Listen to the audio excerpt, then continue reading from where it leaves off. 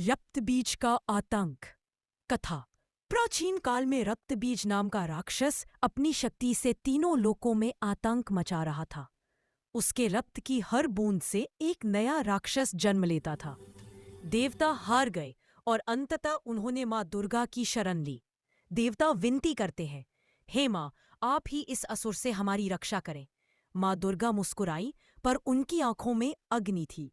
उनके क्रोध से उत्पन्न हुई महाकाली, अंधकार की देवी। माँ काली बोली, मैं उस रक्तबीज का विनाश करूंगी जिसकी बूंद भी अब जन्म न दे सके। माँ का रूप भयानक था। काले वर्ण, लाल आंखें, खुले बाल, खोपड़ियों की माला और हाथों में अस्त्र शस्त्र। युद्ध का आरंभ। काली माँ ने एक गर्जना की, जय महाकाली। उनकी पुकार से पर्वत कांप उठे। उन्होंने राक्षसों को चीर डाला, लेकिन रक्तबीज का रक्त जब जमीन पर गिरा, वहां से नए राक्षस उत्पन्न होने लगे। तब माँ ने अपनी जीभ फैला दी और सारा रक्त पी लिया। माँ काली बोली, अब देखो तुम्हारे बीज कहाँ जन्म लेते हैं। रक्तबीज का अंत हुआ और ब्रह्मांड में पुनर्शांति फैली। शिव का परीक्षण। युद्ध के बाद भी माँ काली का क्रोध शांत नहीं हुआ। वे तांडव करने लगी। धरती फटने लगी, आकाश थरथराने लगा। देवता बोले, हे भगवान शिव, अब केवल आप ही उन्हें शांत कर सकते हैं। भगवान शिव रणभूमि में पहुंचे और बिना कुछ कहे काली माँ के मार्ग में लेट गए। माँ तांडव करती हुई आगे बढ़ी। जैसे ही उन्होंने शिव पर पांव रखा, वे ठिठक गई। माँ काली विनम्रता से, प्रभु मैं आप पर।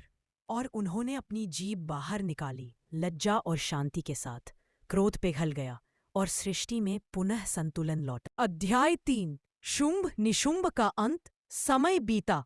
दो असुर भाई शुंभ और निशुंभ ने फिर से देवताओं को हरा दिया। उन्होंने घोषणा की, जिस देवी का रूप सबसे सुंदर है वह हमें वरदान में मिले।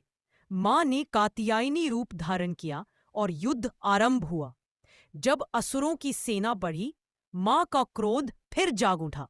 उनके भीतर से पुनः प्रकट हुई महाकाली। मां काली बोली, जब तक अधर्म जीवित है, काली का तांडव जारी रहेगा। मां ने अपने अनेक रूपों के साथ असुरों का संहार किया। आखिरकार शुंभ और निशुंभ भी पराजित हुए। देवताओं ने जय घोष किया, जय महाकाली, जय महाशक्ति। मां काली केवल विनाश की देवी नहीं है, वे अज्ञान का अंत, अहंकार का दमन और सत्य की रक्षा करने वाली मां है। उनका क्रोध भी करुणा का रूप है।